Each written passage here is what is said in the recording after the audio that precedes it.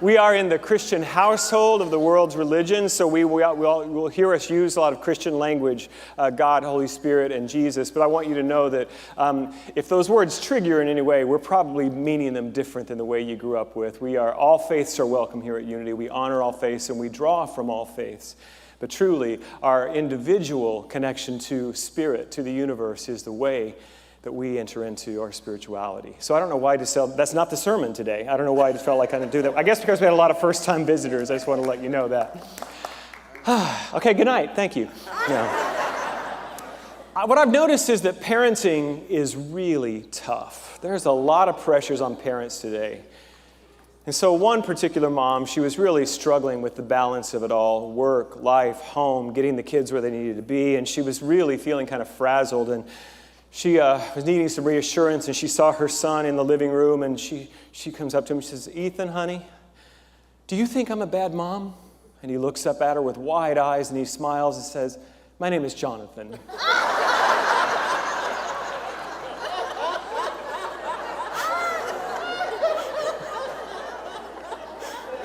I don't mean to trigger anybody's mom guilt. I was telling Karen, my mom usually calls me by both my brother's names before she gets to mine, so it's all right. Don't take anything personally. We're in the second of our four-part study of Don Miguel's amazing book. I think we can call it a classic at this point, The Four Agreements. Last week, what did we talk about last week? That's right, be impeccable with your word. I'm glad you remembered, because I'm on this week. I'm in the present. Today we're talking about don't take anything personally. The book is available in the bookstore if you haven't had a chance to pick it up. If you don't know it, it's really amazing. Reverend Karen's going to be bringing this series home the next 2 weeks, and I assume she will be impeccable with her word and will do her best. Yeah. And if she doesn't, I won't take it personally. So you have to read the book to get the joke. No, really excited about what Karen's will be bringing the next 2 weeks. So, don't take anything personally. Well, that right there is the answer. Just don't do it. Stop. Quit. When we take things personally, just don't do that. But it's a little bit more complicated than that, isn't it? All right. So today there are 3 levels that I want to talk to you about how we can enter into this conversation about don't take anything personally. The first is, that's just it. The answer is to stop it. Quit taking it personally, and it will set you free. Amen? Amen. But it's easier said than done.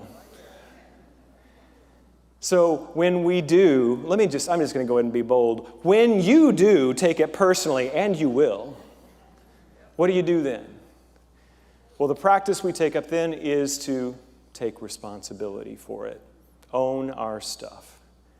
And then the third level of how we can enter into our work in this work of not taking it personally is that we do this in community. We do this in relationship with other beings who are also occasionally, very rarely I'm sure, taking things personally.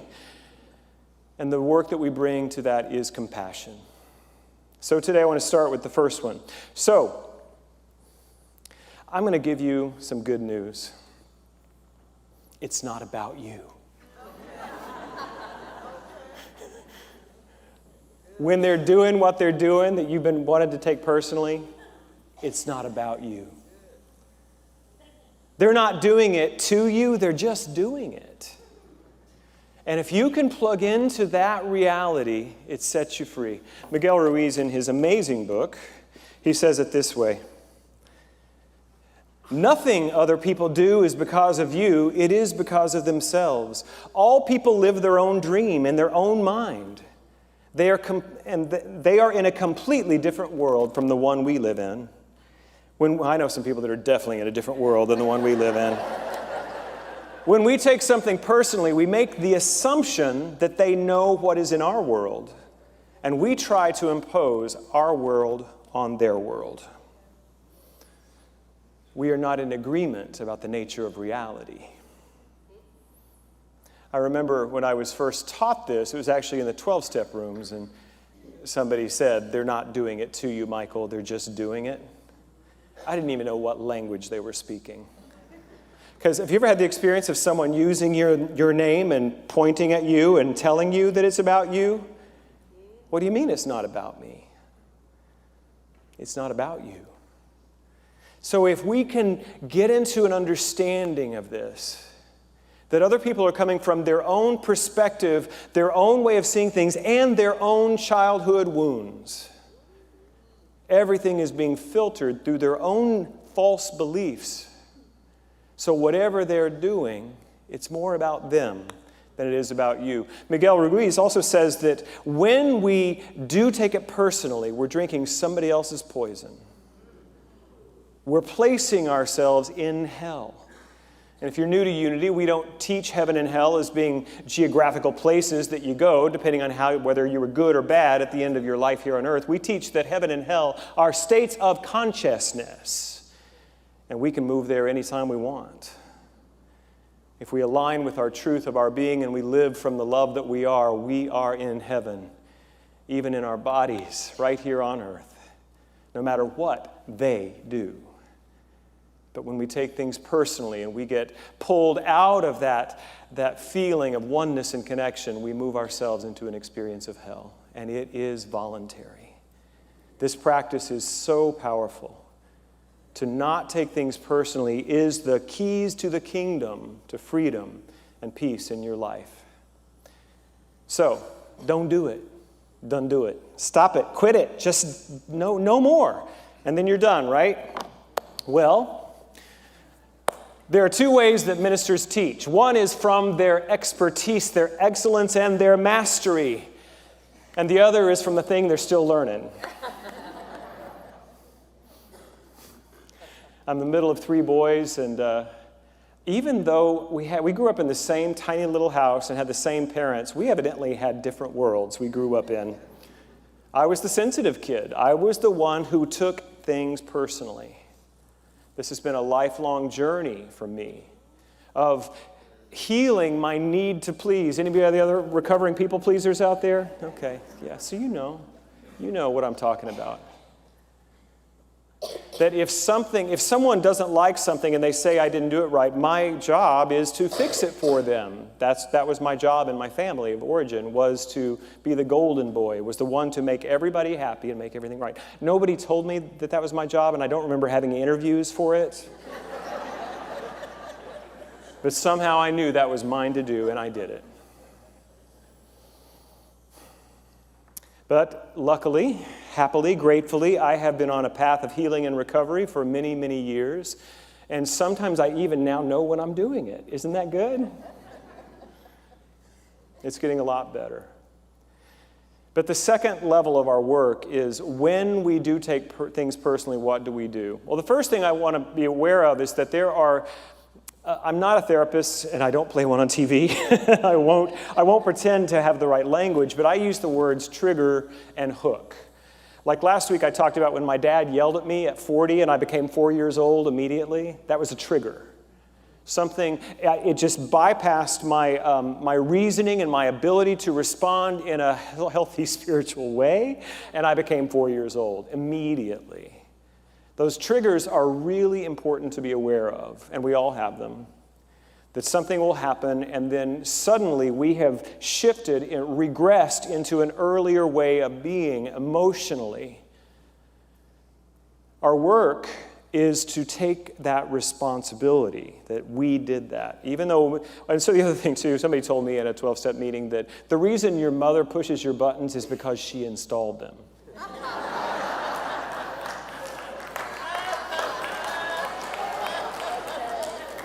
Just passing on what worked for me. That's all I'm doing.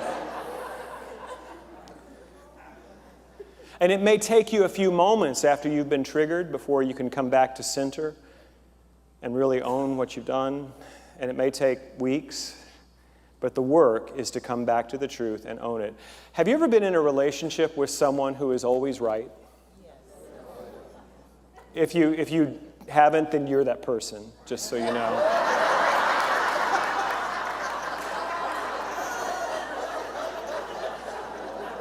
And let me tell you, you are no picnic.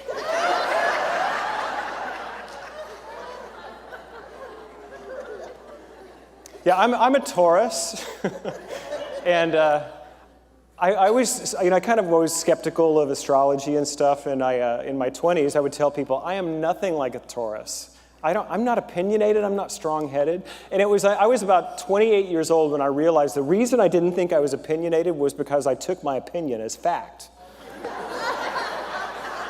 I'm not opinionated, I'm right.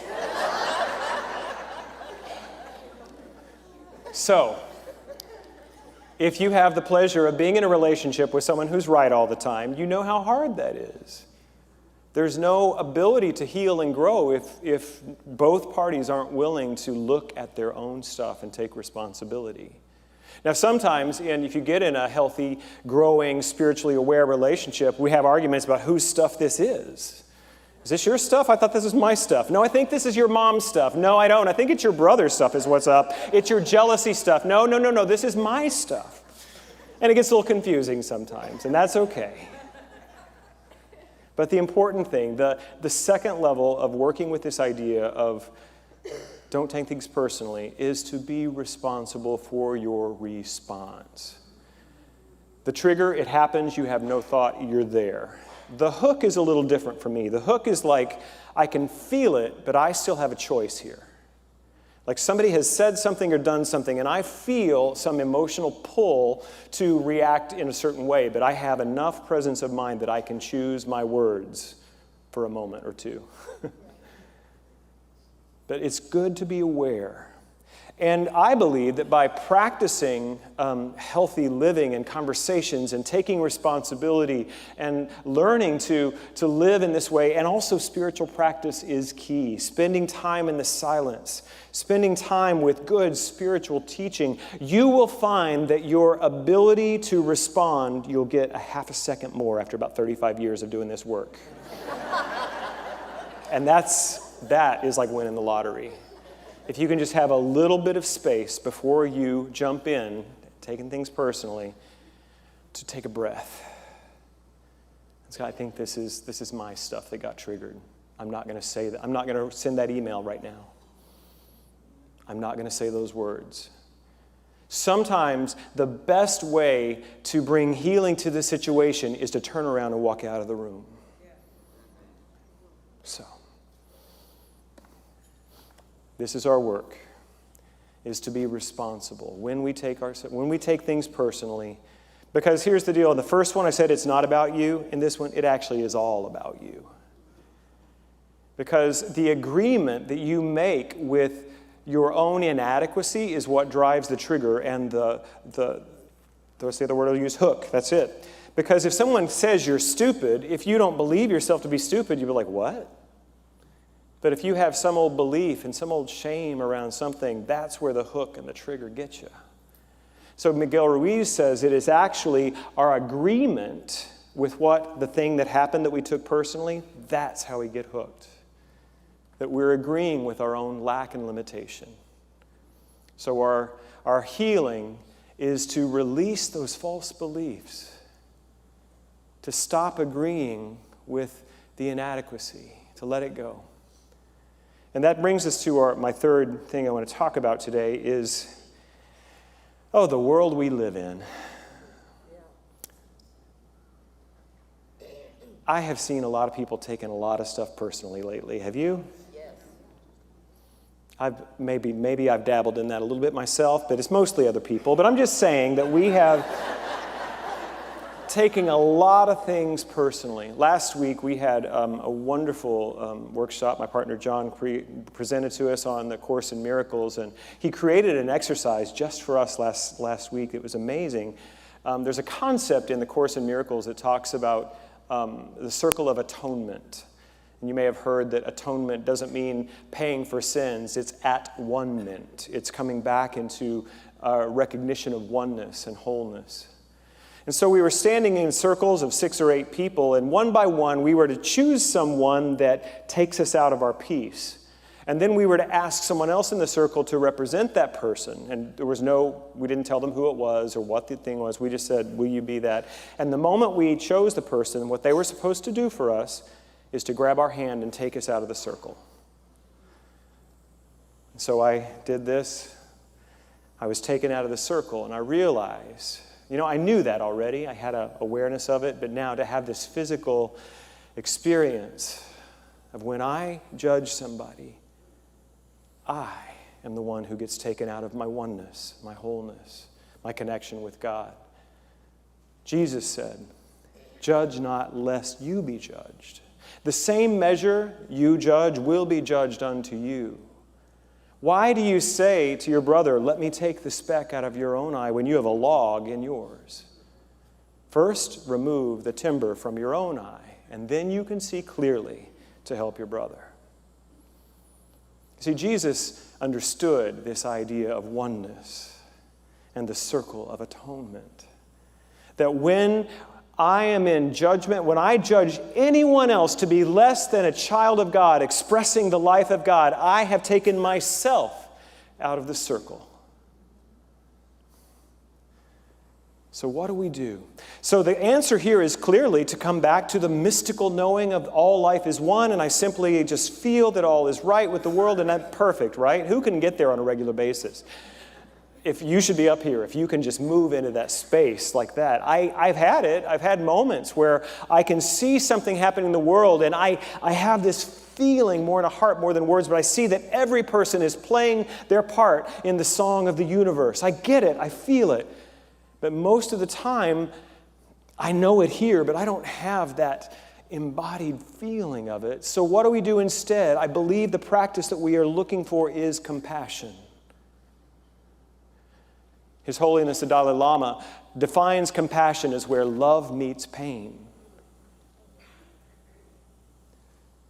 There are certain public figures that are causing people to take things personally lately. Have you noticed? I may have dabbled.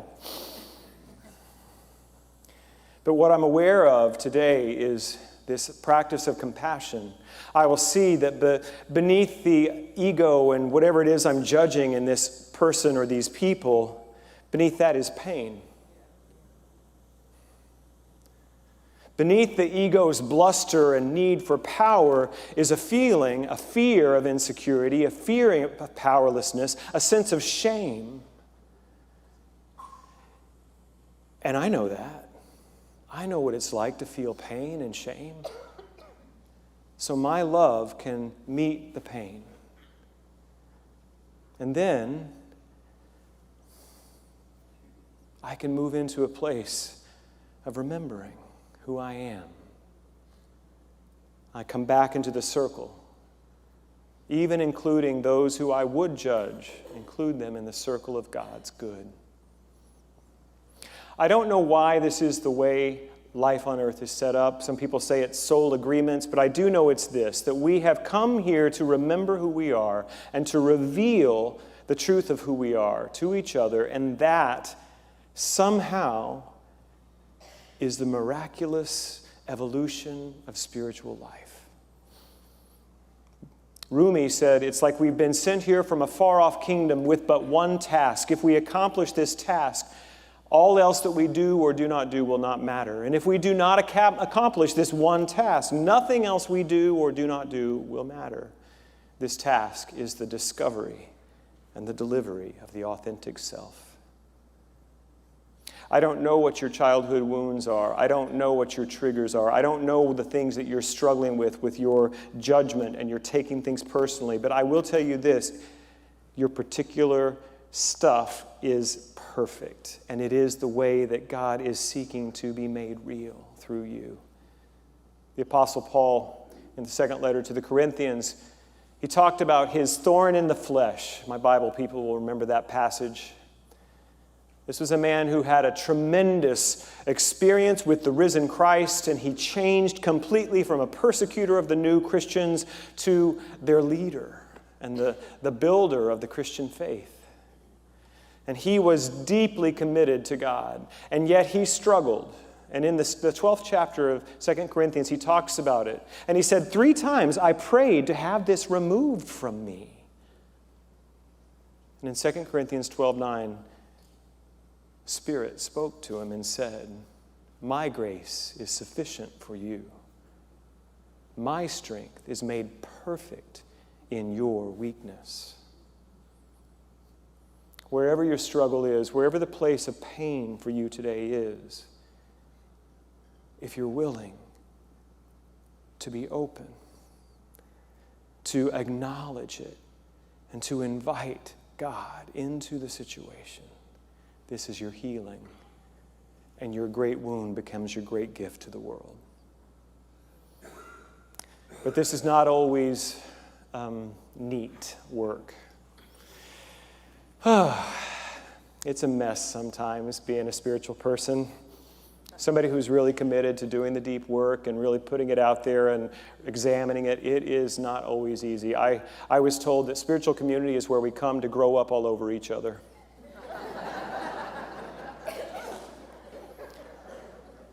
But I have been healed and transformed in the context of spiritual community, and I believe in it, and that's what we're trying to build right here at Unity. We're trying to build the kind of place where people can be real and bring their struggle as well as their triumph, and have people pray for each other like we did for our Boris, that we can come together. I had an experience a few years ago in spiritual community. We had a ministerial change, and we were changing the name of the church. You think I'm trying to change some stuff? Try changing the name of a church. I'll tell you, it brought up people's stuff. People took it personally. I was one of them. We had a big congregational meeting, and the name was, this is what we're changing the name to, and we took a vote, and I didn't vote for it. I was not happy about it. I was triggered. I had my hook, whatever that thing I just said was. I was not happy. I took it personally, and my minister, my friend, came to me after and held my hands and said, "Are we okay?" And I said, "Well, I feel like you just bulldozed us in that meeting." And she was like, "Well, tell me more." And she sat with me and held my hands and looked in my eyes, and we worked through it. She's still one of my greatest friends and greatest teachers, my prayer partner. We talk every week. It was hard, but that's what spiritual community is. We come together in the hard times and we tell the truth to each other as best we can, and we don't leave. I'm asking you to stay as we find our way to the changes, and not everything is going to change. Some things are. We'll find it together. I don't have all the ideas. I've got some, but we're finding the way we are to move forward, to be more relevant, to be more vital in this world. The world needs our teaching now more than ever, and I am committed to making us available. But I need you to stay in the room with me. Have the conversation. Let our hearts be open to each other. My God, something is happening here. And it is beautiful. And you are amazing. And I love you. God bless you.